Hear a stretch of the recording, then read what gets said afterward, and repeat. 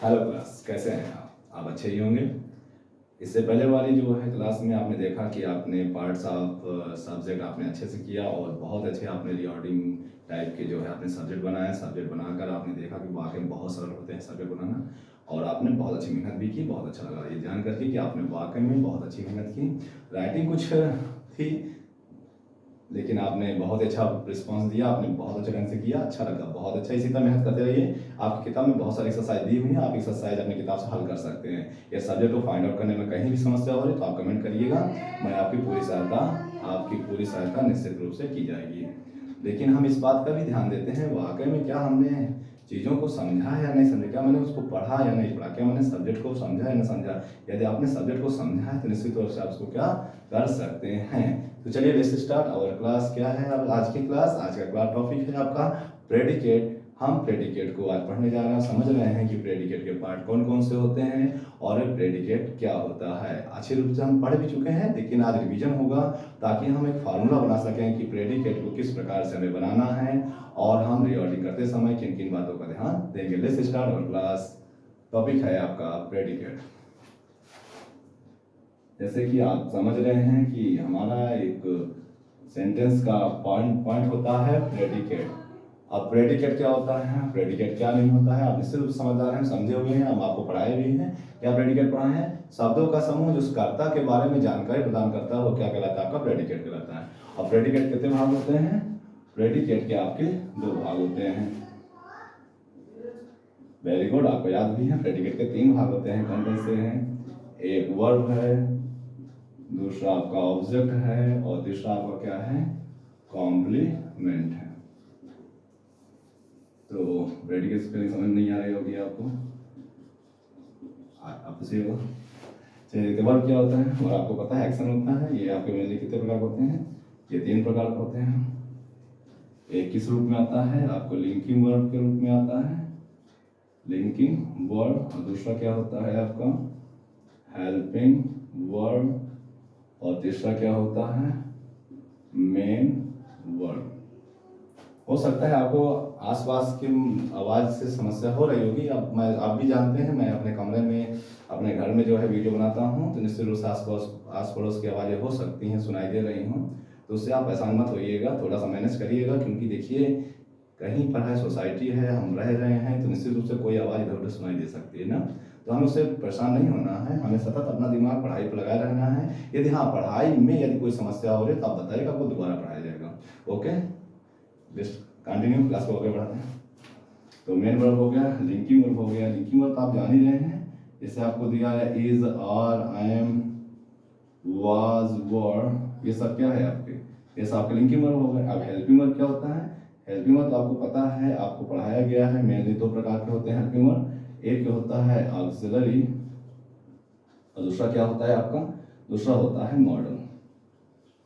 कौन से होते हैं? मॉडल्स होते हैं। और एक क्या होता है? ऑक्सिलरी। ऑक्सिलरी में जैसे आपको बताया गया था तीन प्रकार होते हैं। एक क्या होता है? वी, दूसरा क्या होता है? तीसरा क्या होता है? डू। और बी में कौन होता है? Is, are, am, was, were, be, being, been. ठीक है। हैव में क्या होता है? हैज, हैव और हैड। दो में क्या होता है? डू, डज और डिड। ठीक है। मॉडल्स तो सभी आप जान रहे हैं क्या क्या होते हैं। मॉडल जैसे may, can, COULD, could, might, dash dash dash, etc। ये सब क्या है? मॉडल्स हैं। अब मॉडल से भी आप भली भांति परिचित हैं। यदि नहीं परिचित तो आप टेंशन मत लीजिएगा। आपके पार्ट्स ऑफ स्पीच में आपके पूरे पार्ट्स पढ़ाए जाएंगे, पार्ट्स ऑफ स्पीच के। तो वहीं पर आपको वर्ब के बारे में एक अलग टॉपिक बना करके बहुत अच्छे ढंग से हम समझेंगे और उसको पढ़ेंगे। अभी हम प्रेडिकेट को बनाना सीख रहे हैं, यानी कि शब्दों को क्रमबद्ध तरीके से रखना सीख रहे हैं। तो थोड़ा सा हम क्या करेंगे, मैनेज करेंगे, देखेंगे कि हाँ वाकई में यही शब्द क्या होते हैं, हेल्पिंग वर्ब होते हैं, ताकि समस्या न रहे। ठीक है। तो मेन वर्ब होता है। मेन वर्ब क्या होता है? मेन वर्ब आपके दो होते हैं। एक होता है ट्रांसिटिव और दूसरा क्या होता है? इन ट्रांसिटिव। और ट्रांसिटिव तो आपको पता है, ट्रांसिटिव क्या होता है, सकर्मक होता है, और इनट्रांसिटिव क्या होता है, अकर्मक होता है ना। इंस्टेड आपको समझ में आ रहा होगा। ऑब्जेक्ट कितने होते हैं, ऑब्जेक्ट दो होते हैं। एक क्या होता है, डायरेक्ट ऑब्जेक्ट, और दूसरा क्या होता है, इनडायरेक्ट ऑब्जेक्ट। दूसरा क्या होता है, इनडायरेक्ट ऑब्जेक्ट। कॉम्प्लीमेंट आपका दो प्रकार का होता है। एक क्या होता है आपका सब्जेक्टिव कॉम्प्लीमेंट, और दूसरा क्या होता है आपका ऑब्जेक्टिव कॉम्प्लीमेंट। बढ़िया, चलिए समझते हैं। अब सारे पार्ट हो गए, एक बार समझ लेते हैं इनको क्या कहा जाता है, ये कहाँ मिलते हैं और किस प्रकार से हमें इनको रीवर्डिंग करना पड़ेगा। चलिए देखें। जैसे आपको क्या दिया, प्रेडिकेट। प्रेडिकेट क्या होता है, शब्दों का समूह जो सब्जेक्ट के बारे में जानकारी प्रदान करता है उसे क्या कहते हैं, प्रेडिकेट कहते हैं। ओके, तो प्रेडिकेट का प्रारंभ कहाँ से होता है, वर्ब से। वर्ब क्या होता है, वर्ब एक एक्शन वर्ड है। क्या है, एक एक्शन वर्ड है जो वाक्य में भिन्न भिन्न कार्यों के लिए यूज होते हैं। क्या वर्ड, पहला सहायता प्रदान करता है किसमें, अर्थ को पूरा करने में या लिंक करने में। सब्जेक्ट और कॉम्प्लीमेंट या अदर वर्ड को लिंक करने में कार्य आता है, उसे क्या कहते हैं, उसे लिंकिंग वर्ब कहते हैं। और हेल्पिंग वर्ब क्या होता है, हेल्पिंग वर्ब सहायता प्रदान करता है, टेंस की जानकारी प्राप्त करने में सहायता प्रदान करता है, उसे हेल्पिंग वर्ब कहते हैं। मेन वर्ब से कहते हैं कर्ता द्वारा किए गए कार्य को मेन वर्ब कहते हैं। ठीक है, तो लिंकिंग वर्ड आपको दिख रहा है। और हेल्पिंग वर्ब दो प्रकार के, ऑक्सिलरी और मॉडल। ऑक्सिलरी क्या होते हैं, वी हैव टू होते हैं। इनको हेल्पिंग वर्ब को आप ध्यान रखिएगा, स्क्रीनशॉट ले लीजिए, पढ़ लीजिए, याद कर लीजिएगा। अगर ये शब्द मिलते हैं इनको वर्ब मानेंगे, इनको पहले ही हम रखने की कोशिश करेंगे। ठीक है, और मॉडल्स आपको में कैन कोड माइट 24 होते हैं, 24 होते हैं, लेकिन अभी आपको डेटा करके ही बताया जा रहा है ताकि बाद में समस्या ना हो। बीच में अगर एक्सरसाइज में कहीं मिल रही है तो मैं निश्चित रूप से बताने की कोशिश करूंगा वो हेल्पिंग वर्ब कौन कौन से हैं जो मॉडल्स का कार्य कर रहे हैं। मेन वर्ब क्या होता है, मेन वर्ब आपने देखा कि मेन वर्ब कर्ता वाक्य का कार्य होता है। यदि कर्ता कर्म के साथ कार्य करता है तो उसको क्या कहते हैं, सकर्मक ट्रांसिटिव कहते हैं, और कर्म के बिना करता है तो इंट्रांसिटिव अकर्मक होता है। ऐसा मैं पार्ट्स ऑफ प्रेडिकेट वाले चैप्टर में बहुत अच्छे ढंग से पढ़ा हूँ, इसलिए थोड़ा स्पीड में मैं इसका रिवीजन करा रहा हूँ ताकि इसके फार्मूले बन सकें और मैं इसकी एक्सरसाइज कर सकूँ। चलिए देखते हैं ऑब्जेक्ट क्या होता है। ऑब्जेक्ट क्या होता है, कर्ता द्वारा किए गए कार्य का प्रभाव जिस पर पड़ता है वो ऑब्जेक्ट होता है। वो दो प्रकार के होते हैं, एक डायरेक्ट ऑब्जेक्ट, दूसरा इनडायरेक्ट ऑब्जेक्ट। डायरेक्ट ऑब्जेक्ट क्या होता है, डायरेक्ट ऑब्जेक्ट प्रत्यक्ष कर्म होता है जो कर्ता द्वारा किए गए कार्य से प्रत्यक्ष रूप से प्रभावित होता है, उसे क्या कहते हैं, डायरेक्ट ऑब्जेक्ट कहते हैं। ये नॉन लिविंग थिंग को बताता है, यानी कि निर्जीव वस्तु यदि है और उस पर कर्ता द्वारा किए गए कार्य का प्रभाव पड़ता है तो क्या कहलाता है, डायरेक्ट ऑब्जेक्ट को बताया गया। इनडायरेक्ट ऑब्जेक्ट भी बताया गया अप्रत्यक्ष कर्म, यानी कि अप्रत्यक्ष रूप से यदि कोई सजीव वस्तु है जिस पर प्रभाव पड़ रहा है तो सजीव वस्तु क्या कहलाएगी, इनडायरेक्ट ऑब्जेक्ट कहलाएगी। और क्या का उत्तर आपका क्या आएगा, डायरेक्ट ऑब्जेक्ट, और किसको का उत्तर क्या आएगा, इनडायरेक्ट ऑब्जेक्ट। यदि वर्ब से क्या क्वेश्चन करेंगे डायरेक्ट ऑब्जेक्ट मिलेगा, यदि किसको क्वेश्चन करेंगे तो इनडायरेक्ट ऑब्जेक्ट मिलेगा। फाइंड आउट करना भी आसान। कॉम्प्लीमेंट क्या होता है, कॉम्प्लीमेंट पूरक शब्द होता है जो सब्जेक्ट या ऑब्जेक्ट के लिए यूज होते हैं। और पूरक शब्द क्या होता है, पूरक शब्द एक ऐसा शब्द होता है जो या तो नाउन के रूप में, या तो एडजेक्टिव के रूप में, या तो एडजेक्टिवल फ्रेज के रूप में आपके सामने आता है और कर्ता के बारे में जानकारी प्रदान करता है। ये दो प्रकार होते हैं, एक सब्जेक्टिव कॉम्प्लीमेंट, दूसरा कहते हैं कौन होता है, ऑब्जेक्टिव कॉम्प्लीमेंट। सब्जेक्टिव कॉम्प्लीमेंट क्या होता है, एक ऐसा कॉम्प्लीमेंट जो सब्जेक्ट के लिए यूज होता है उसको सब्जेक्टिव कॉम्प्लीमेंट कहते हैं। ऑब्जेक्टिव कॉम्प्लीमेंट क्या है, ऑब्जेक्टिव कॉम्प्लीमेंट एक ऐसा कॉम्प्लीमेंट होता है जो ऑब्जेक्ट के लिए यूज होता है। चलिए आप समझदार हैं, आप समझ रहे होंगे। थोड़ी सी हम चर्चा कर लेते हैं इस कॉम्प्लीमेंट के बारे में एग्जांपल देकर के, कॉम्प्लीमेंट वाकई क्या होता है। वर्ब तो ऑब्जेक्ट समझ जाएंगे लेकिन कॉम्प्लीमेंट समस्या हो सकती है, तो चलिए कॉम्प्लीमेंट को जरा समझ लेते हैं। जैसे आपको क्या दिया हुआ एग्जाम्पल समझते हैं। जैसे मान लीजिए दिया हुआ है I am a teacher, I am a teacher, तो यहाँ टीचर क्या हो गया, कॉम्प्लीमेंट हो गया, किसके लिए, आई के लिए। आई कौन है, सब्जेक्ट, कैसा कॉम्प्लीमेंट है आपका, ये सब्जेक्टिव कॉम्प्लीमेंट है। कैसा कॉम्प्लीमेंट हो जाएगा, सब्जेक्टिव। कैसा कॉम्प्लीमेंट है, सब्जेक्टिव। और टीचर होता क्या है, टीचर नाउन होता है, तो सब्जेक्टिव कॉम्प्लीमेंट किस रूप में आया हुआ है, नाउन के रूप में आया हुआ है। दूसरा एग्जाम्पल क्या कहते हैं, the flower is beautiful, the flower is beautiful. Beautiful कौन है, फ्लावर है। फ्लावर क्या है, नाउन है, नाउन बारे में जानकारी प्रदान कर रहा है कौन, ब्यूटीफुल। तो ब्यूटीफुल क्या है, एडजेक्टिव है। और किसके लिए यूज जानकारी प्रदान कर रहा है, फ्लावर के लिए। तो क्या हो जाएगा, कॉम्प्लीमेंट हो जाएगा फ्लावर का। क्या हो जाएगा, फ्लावर का क्या हो जाएगा, कॉम्प्लीमेंट, कॉम्प्लीमेंट हो जाएगा। और कैसा कॉम्प्लीमेंट है, ये सब्जेक्टिव कॉम्प्लीमेंट है। और सब्जेक्टिव फॉर्म किस रूप में आया है, एडजेक्टिव के रूप में आया, किस रूप में, एडजेक्टिव रूप में आया है। और तीसरा रूप आपको बताया गया था एडजेक्टिव फ्रेज के रूप में कॉम्प्लीमेंट किस प्रकार होता है, जैसे I am in the school, मैं कहाँ हूँ, स्कूल में हूँ। I am in the school, यहाँ पर फ्रेज आया हुआ है इन द स्कूल, तो इन द स्कूल क्या है, ये कॉम्प्लीमेंट है किसके लिए, आई के लिए कॉम्प्लीमेंट दे रहा है, तो ये कॉम्प्लीमेंट क्या कहलाएगा, ये कॉम्प्लीमेंट कहलाएगा आपका एडजेक्टिवल फ्रेज के रूप में आया हुआ कॉम्प्लीमेंट, यानी कि सब्जेक्टिव कॉम्प्लीमेंट।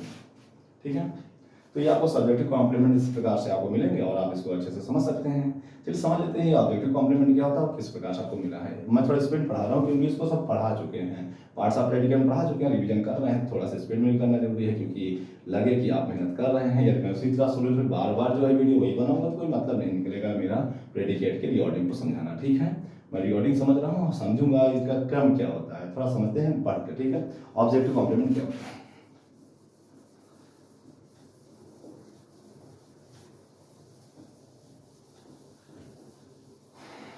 ऑब्जेक्टिव कॉम्प्लीमेंट क्या होता है, ऑब्जेक्टिव कॉम्प्लीमेंट, ऑब्जेक्टिव कॉम्प्लीमेंट जैसे आप कोई ऑब्जेक्ट में कोई कार्य करता है, जैसे मान लीजिए my teacher made me monitor, क्या बना दिया मुझे, मॉनिटर बना दिया। My teacher made me monitor, monitor कौन बना, मी बना, मी कौन है, ऑब्जेक्ट है, तो ये कॉम्प्लीमेंट किसके लिए यूज हो रहा है, ऑब्जेक्ट के लिए यूज हो रहा है, तो ये कॉम्प्लीमेंट क्या कहलाएगा, ये कॉम्प्लीमेंट कहलाएगा आपका ऑब्जेक्टिव कॉम्प्लीमेंट। ठीक है, इस प्रकार से आप समझ सकते हैं कि कॉम्प्लीमेंट क्या होता है और किस रूप में आपको मिलने वाला है। आपने कॉम्प्लीमेंट समझ लिया, बार बार रिवीजन करिएगा, आपको बहुत अच्छा लगेगा पढ़ने में, लेकिन किताब का सहारा जरूर लीजिएगा, किताब से एक्सरसाइज जरूर करिएगा। यदि आपको किसी भी शब्द में कोई समस्या हो रही तो बताइएगा, आपको दोबारा बताया जाएगा। कतई में टेंशन मत लीजिए कि एक बार मैंने पढ़ा था दोबारा नहीं पढ़ाऊंगा, दोबारा फिर से पढ़ाऊंगा, यदि आपको समस्या हो रही है तो जरूर बताइएगा। ठीक है, थैंक यू। चलिए समझते हैं। इस प्रकार से आपने देखा कि प्रेडिकेट के बहुत सारे पार्ट हैं जो मैं एक बार थोड़ा सा पढ़ना चाहूंगा। वर्ब, ऑब्जेक्ट और कॉम्प्लीमेंट, यानी कि यदि मैं रिकॉर्डिंग कर रहा हूं, क्या कर रहा हूं, रिकॉर्डिंग कर रहा हूं किस चीज का, प्रेडिकेट का। यदि प्रेडिकेट के पार्ट को रिकॉर्डिंग कर रहा हूं यानी कि पुनः ऑर्डर में लिखना रिकॉर्डिंग कहलाता है। ऑर्डर मतलब क्रमबद्ध तरीके से लिखना। अब क्रम प्रेडिकेट का क्या होता है, यदि प्रेडिकेट के ऑर्डर की बात कर रहे हैं तो सबसे पहले क्या आना चाहिए, वर्ड, फिर क्या आना चाहिए आपका ऑब्जेक्ट, फिर अदर वर्ड आएगा, क्या आएगा, अदर वर्ड या कॉम्प्लीमेंट भी आ सकता है। ठीक है, फिर कोई साइन, जो आपका साइन हो, कोई साइन हो सकता है, इंटरोगेटिव हो सकता है, फुल स्टॉप हो सकता है, एक्सक्लेमेटरी हो सकता है, कोई भी साइन हो सकता है। ठीक है, तो अब सबसे पहले क्या चाहिए इसमें, प्रेडिकेट बनने के लिए वर्ब चाहिए, फिर ऑब्जेक्ट चाहिए, फिर अदर वर्ड चाहिए, फिर कॉम्प्लीमेंट चाहिए। कहने का मतलब ये है वर्ब, ऑब्जेक्ट, अदर वर्ड या कॉम्प्लीमेंट हो सकता है। अब ये नहीं जरूरी है, जरूरी नहीं है कि ऑब्जेक्ट कॉम्प्लीमेंट आएगा तभी अब रिकॉर्डिंग होगा, नहीं। यदि केवल वर्ब रखा है तो वर्ब भी प्रेडिकेट का कार्य करेगा। यदि केवल वर्ब और ऑब्जेक्ट दोनों रखे हैं तो दोनों प्रेडिकेट का कार्य करेंगे। यदि ऑब्जेक्ट के साथ साथ कॉम्प्लीमेंट भी दिया है तो वो भी आपका क्या होगा, प्रेडिकेट के रूप में काम करेगा। तो निश्चित रूप से आप इसमें समझ रहे होंगे। सबसे पहले आपको क्या चाहिए, वर्ब। और वर्ब आपको दो प्रकार से मिलने वाले हैं, या तो linking verb, main verb, linking verb मिलेगा, कॉम्प्लीमेंट मिलेगा। क्या मिलेगा, लिंकिंग वर्ब मिलेगा, कॉम्प्लीमेंट मिलेगा, या तो हेल्पिंग वर्ब मिलेगा तो मेन वर्ब मिलेगा। यानी कि इसका कंस्ट्रक्शन की बात करें तो इस प्रकार के कंस्ट्रक्शन हो सकते हैं, subject plus linking verb plus complement,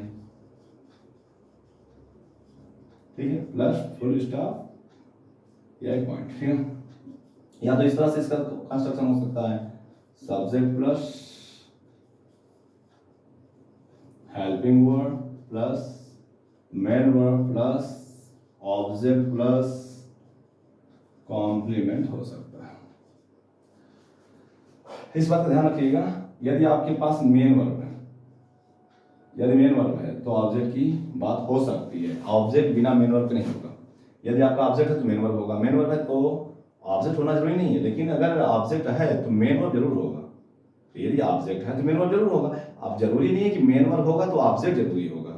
जैसे मान लीजिए आई राइट लिखा है, है, बस ऑब्जेक्ट नहीं है लेकिन मेन वर्ब है। अगर लिख दो आई राइट अ लेटर, देखो ऑब्जेक्ट आया तो मेन वर्ब जरूर आएगा, क्योंकि जब तक कर्ता कार्य नहीं करेगा प्रभाव पड़ेगा नहीं, प्रभाव पड़ेगा नहीं तो ऑब्जेक्ट बनेगा नहीं। तो ऑब्जेक्ट लिखे जरूरी है मेन वर्ब, देखिए मेन वर्ब के ऑब्जेक्ट की जरूरत नहीं है।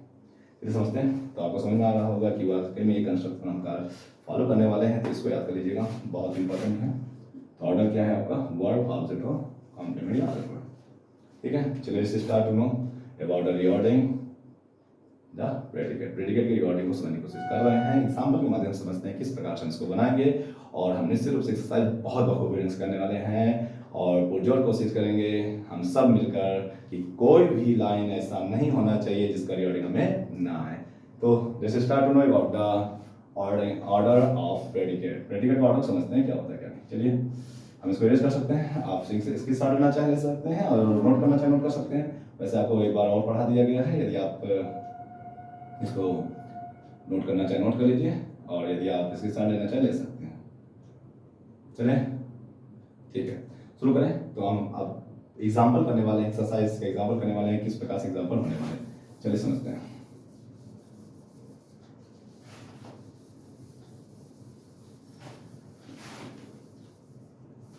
चलिए यहीं की जगह हो गई है, अब यहाँ पर समझ सकते हैं ना। चलिए एग्जाम्पल क्या हो सकते हैं, जैसे लिखा है, मान लीजिए ही डैश, यहाँ पर फुल स्टॉप दे दिए ना, और यहाँ पर आपको दे देगा कुछ शब्द जैसे लेटर राइट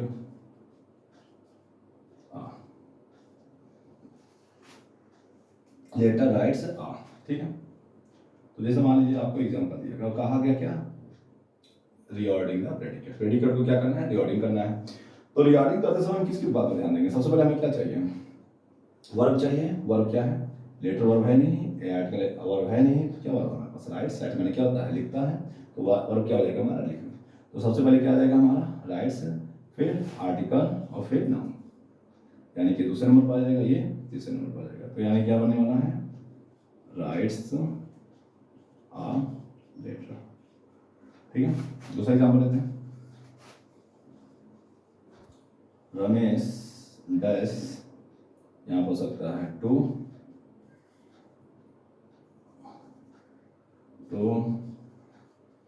स्कूल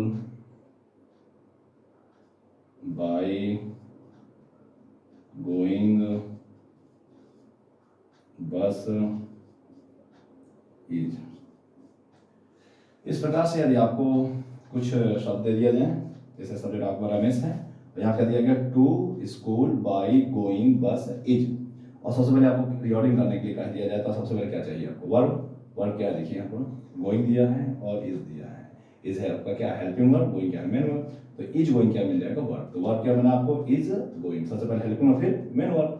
तो सबसे पहले क्या आएगा, इज, फिर क्या आएगा गोइंग। तो यहाँ क्या बनेगा, इज और फिर क्या बनेगा, गोइंग, और दोनों मिलकर क्या बना ली, वर्ब बना ली। वर्ब का निर्माण हो चुका है। अब देखते हैं क्या ऑब्जेक्ट दिया है नहीं दिया है। चलिए बात करते हैं, वर्ब क्या क्या गोइंग, किसको गोइंग नहीं पता चला, इसका मतलब ऑब्जेक्ट नहीं दिया हुआ। अगला देखते हैं, अदर वर्ड कॉम्प्लीमेंट दिया है, जी हाँ अदर वर्ड दिया हुआ है। क्या अदर वर्ड दिया इसको देखते हैं। तो मेरे पास कौन कौन शब्द हो गए, सबसे पहले मैंने क्या लिखा, इज, फिर क्या लिखा, गोइंग।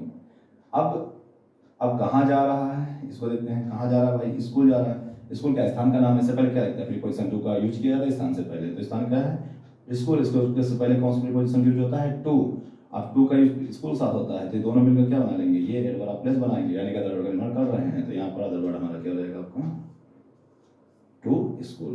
तो यहाँ क्या हो जाएगा, Ramesh is going to school. और बाद में क्या बचा, बस बचा और बाई बचा। बाई भी क्या है, प्रीपोजिशन, और बस क्या है, एक नाउन है। तो हम इस बस के माध्यम से कार्य कर रहे हैं, इसलिए बाई बस के साथ आपका प्रीपोजिशन यूज हो जाएगा। तो क्या हो जाएगा, बाई बस। तो रिऑर्डिंग कैसे हुआ, Ramesh going to school by bus. इसमें थोड़ा सा आपको समझना पड़ेगा, याद करना पड़ेगा और प्रैक्टिस ज़्यादा करना पड़ेगा। More practice more knowledge. किताब में जितना भी आपकी किताब आप पढ़िए, रीडिंग करिए, इंग्लिश की किताब में इंग्लिश की कहानी होगी उसको रीडिंग करिए। हर एक लाइन जब फुल स्टॉप मिले तो वहाँ पर सोचिए और पढ़िए और समझिए कि कौन सा शब्द वर्ब है, कौन सा ऑब्जेक्ट है, कौन सा अदर वर्ड है, कौन सा कॉम्प्लीमेंट या हेल्पिंग वर्ब है। जो भी आपको समझ में आता है उसमें अंडरलाइन करते समझते चले जाइए। जिस लाइन में समस्या हो उस लाइन को आप टाइप करके मेरे पास भेजिए, कमेंट करिए, कमेंट बॉक्स में भेज दीजिए, हम देखेंगे और वाकई अगर समझ में आ रहा है तो, यदि समझ में आ रहा है, पूरी टाइपिंग अच्छे से भेज रहे हैं तो मैं आपको निश्चित रूप से क्या होगा कमेंट में ही आपको तुरंत उत्तर दे दूंगा। नहीं तो मैं शाम को निश्चित रूप से सभी कमेंट देखता हूँ, उसी समय आपको उत्तर आपका कमेंट में ही आपका जो है दे दिया जाएगा। और फिर भी कोई समस्या हो रही है तो आप निश्चित रूप से कमेंट करके अपने एक्सरसाइज बताइएगा। आपकी एक्सरसाइज आपको फाइंड आउट करके, और एक्सरसाइज बताते समय पब्लिकेशन का नाम जरूर बता दीजिएगा ताकि मैं उसको आपको फाइंड आउट करके दे सकूँ। ठीक है, चलिए आगे देखते हैं। आपने निश्चित रूप से समझ लिया कि आपका जो है कि आप प्रेडिकेट के कौन कौन से पार्ट होते हैं। हम इसकी एक्सरसाइज करेंगे और एक्सरसाइज हम बहुत जल्दी लाने वाले हैं। कल की क्लास में हम पार्ट्स ऑफ प्रेडिकेट की एक्सरसाइज को सॉल्व करेंगे। अपनी किताब की एक्सरसाइज करते रहिए। आपको इसी प्रकार से चीज़ों को समझ के चलना है। प्रेडिकेट में जितने भी पार्ट हैं देखने में ज़्यादा हैं लेकिन है बहुत सरल। यदि आप इनकी परिभाषा को समझ रहे हैं तो आप इस शब्दों में से खोज लेंगे वो परिभाषा किस शब्द की ओर है। जैसे यदि कर्ता कोई कार्य कर रहा, मेन वर्ब है तो कर्ता गोइंग कर सक रहा है, तो गोइंग क्या है, ये आपका मेन वर्ब होगा। इज क्या है, ये आपका हेल्पिंग वर्ब है, तो इज गोइंग एक साथ होगा क्योंकि दोनों वर्ब का निर्माण कर रहे हैं। अदर वर्ड में आपको प्रीपोजिशन समस्या हो सकती है तो मैं वो प्रीपोजिशन बता रहा हूँ। स्थान के लिए टू लगाते हैं तो टू का यूज करिए, और किसी माध्यम से कर रहे हैं तो बाई का यूज कर रहे हैं, तो किसी माध्यम से कर रहे हैं तो बाई का यूज होगा। यदि लिविंग थिंग कर रहा है तो बाई लगाते हैं। अगर नॉन लिविंग थिंग से कार्य हो रहा है, जैसे मैं चाकू से या पेन से कोई कार्य कर रहे हैं तो ये क्या हो जाए, वहां पर विथ का यूज होता है। तो मैं प्रीपोजिशन पढ़ा नहीं रहा हूँ तो जो भी शब्द आएंगे मैं आपको बताता चलूंगा। लेकिन पार्ट्स ऑफ स्पीच बहुत जल्दी मैं शुरू करने जा रहा हूँ। मैं पार्ट्स ऑफ स्पीच बहुत जल्दी शुरू करूंगा। वहां पे आपको बताया जाएगा कि कौन से शब्द प्रीपोजिशन है और कहाँ यूज होते हैं। टेंशन मत लीजिए, धैर्य बनाए रखिए, धीरे धीरे चलते रहिए और मंजिल को प्राप्त करेंगे। सभी अच्छा पढ़िए, आगे बढ़िए। आज क्लास आज यहीं रोकते हैं। कल की क्लास में एक्सरसाइज करेंगे। पार्ट्स ऑफ प्रेडिकेट अच्छे से याद करके समझ कर आइएगा ताकि ये अच्छे से एक्सरसाइज हो सके। ठीक है, कल की क्लास में हम पार्ट्स ऑफ प्रेडिकेट समझेंगे। ठीक है, नमस्कार, अच्छे से पढ़ाई करिए, धन्यवाद।